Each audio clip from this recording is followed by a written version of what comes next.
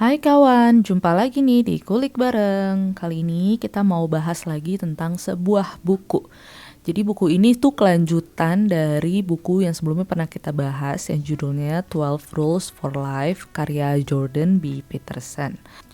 Nah, sebelum kita bahas lebih lanjut, mohon dukungannya dengan subscribe channel ini ya. Dan tanpa berlama-lama, yuk kita mulai. Oke, kawan-kawan, jadi buku kali ini itu judulnya adalah Beyond Order, 12 More Rules for Life, karya Jordan B. Peterson nih. Ya, seperti yang tadi dibahas, kalau pernah lihat video kulik bareng sebelumnya, kita bahas nih buku pertamanya yang judulnya 12 Rules for Life. Nah, kawan-kawanku pernah gak sih ngerasa kalau kayak hidup ini tuh selalu berada di antara dua sisi gitu. Di satu sisi kita butuh tuh yang namanya keteraturan, peraturan, dan lain-lain biar hidup kita tuh lebih stabil ya kan.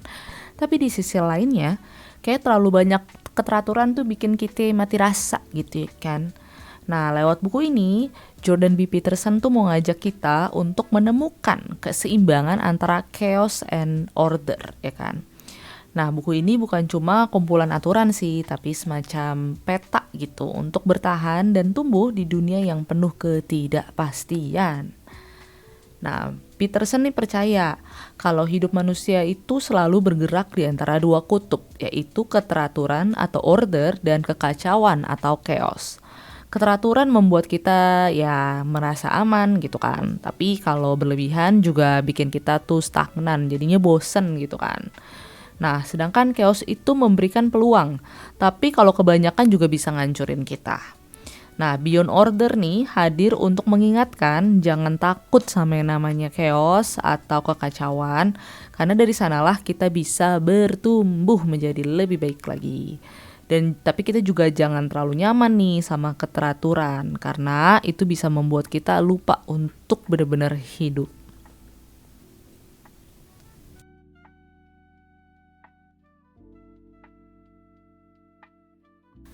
Nah, di buku ini ada 12 aturan baru soal tadi ya, chaos dan order gitu. Nah, kita bahas ya satu-satu. Yang pertama, katanya itu jangan meremehkan institusi sosial atau pencapaian kreatif. Jadi kita tuh sering kali ya kritik tanpa sadar, padahal institusi sosial dan karya kreatif tuh punya peran penting untuk membentuk hidup bersama, untuk membentuk hidup society nih ya kan. Nah, yang kedua, coba deh kita bayangin diri kita dalam versi terbaik, terus kita fokus untuk mengejarnya. Nah, kalau misalnya udah kayak gitu, hidup bermakna rasanya tuh. Karena kita punya yang namanya visi tentang potensi diri kita, tentang diri kita yang terbaik gitu. Jadi kita ya bisa ngelihat suatu visi di dalam diri kita gitu ya. Kalau kita jadi orang yang terbaik tuh kayak apa sih? Nah, kalau udah ada kayak gitu, kita tuh jadi lebih fokus untuk mengejar dan bertumbuh menjadi lebih baik lagi. Nah, terus yang ketiga, jangan sembunyikan hal-hal yang gak kita sukain di dalam kabut. Nah, maksudnya gimana tuh? Maksudnya tuh masalah tuh gak akan hilang kalau diabaikan gitu. Jadi kita kudu yang namanya hadapi secara jujur. Jangan lari dari masalah, karena semakin kita tutup mata, semakin masalah itu membesar, ya kan? Nah, yang keempat, lihatlah bahwa kesempatan tuh sering muncul di tempat orang lain meninggalkan tanggung jawab. Nah, ya kan? Jadi kalau ada yang menghindar dari tanggung jawab, disitulah peluang kita untuk tumbuh. Banyak orang tuh mencari kebebasan tanpa beban, tapi justru tanggung jawab lah yang memberi arah dan makna. Nah, terus selanjutnya itu ada jangan lakukan hal yang kamu benci, ya kan? Karena kalau terus-menerus melakukan hal yang bertentangan dengan hati, hidup kita akan penuh kebencian.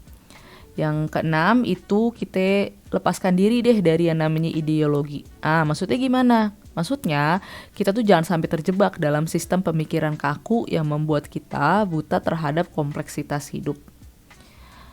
Nah, terus ada juga soal kerjain satu hal dengan segenap tenaga dan lihat apa yang terjadi. Nah, intinya tuh kita kudu fokus total pada satu hal yang bisa membuka pintu makna yang lebih besar. Terus yang ke-8 ada, cobalah membuat setidaknya satu ruangan di rumah kita seindah mungkin. Nah, ini untuk apa nih? Ini untuk bikin kita lebih tenang gitu jiwanya. Karena keindahan tuh bukan sekedar dekorasi, tapi juga sumber ketenangan jiwa. Nah, yang kesembilan ini soal masa lalu ya kan. Nah, ya kan. Jadi kalau katanya sih kalau kita masih punya kenangan lama yang bikin kita nangis, lebih baik kita tulisin dengan sangat hati-hati dan sangat tuntas gitu. Karena menulis adalah cara mengurai luka masa lalu agar kita kagak lagi terbebani. Yang ke-10, rencanakan dan usahakan dengan tekun untuk menjaga romantisme dalam hubungan, ya kan? Karena cinta tuh nggak bertahan sendiri, perlu dirawat dengan sadar. Jadi ini untuk membangun kehidupan yang lebih baik sama pasangan kita gitu ya kan, berhubungan dengan pasangan dan relationship gitu.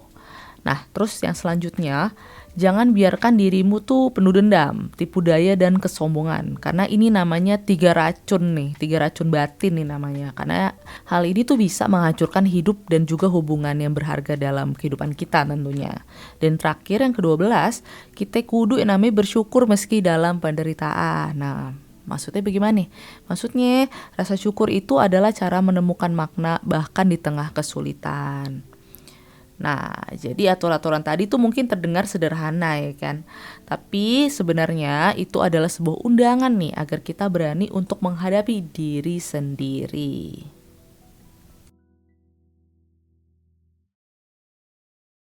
Terus apa sih kaitannya gitu ya kan sama kehidupan kita sehari-hari di dunia modern ini?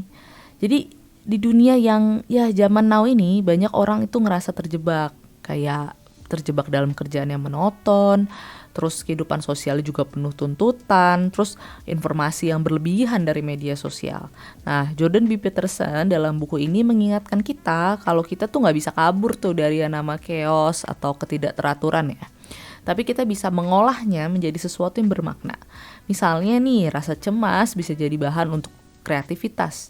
Atau bahkan rasa takut itu bisa jadi pemicu keberanian. Nah, kuncinya adalah kita kudu yang namanya mengintegrasikan si chaos dan si order tadi, ketidakteraturan dan keteraturan, ya kan.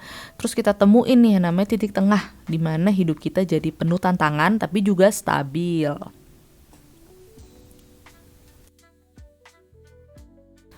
Nah, apabila ya kan kita tarik lebih dalam, buku Beyond Order ini sebenarnya mengajak kita untuk menjalani hidup dengan kesadaran eksistensial, bahwa makna tidak datang dengan sendirinya, bahwa makna itu dibangun dari pilihan kita untuk bertanggung jawab, mencintai dan menciptakan sesuatu yang lebih besar dari diri kita. Ini tuh mirip sama gagasan Nietzsche tentang amor fati gitu, cinta pada takdir, menerima chaos sekaligus memeluknya, mengembrace gitu ya kan. Dan juga mirip nih sama Viktor Frankl bahwa makna itu hadir bukan dalam kondisi ideal, tapi justru karena kita berani menanggung beban hidup dengan hati yang terbuka. Oke lah kawan, jadi itu tadi semacam pembahasan tentang buku Beyond Order karya Jordan B. Peterson. Ya di sini kita kudu memahami gitu ya kan, kalau hidup tuh selalu bergerak itu namanya di antara dua sisi, antara keteraturan dan kekacauan. Kita kagak bisa tuh milih salah satunya aja, kita butuh dua-duanya. Nah pertanyaan sekarang, gimana kita bisa jaga itu yang namanya keseimbangan antara keteraturan dan kekacauan dalam hidup kita. Nah kawan-kawan, jadi sekian dulu video kali ini. Jangan lupa untuk selalu support channel ini dengan subscribe, like, komen, dan share sebaik-banyaknya ke orang-orang yang kita sayangi. Dan yang terakhir, jangan lupa untuk selalu stay kind, content, and healthy. Bye!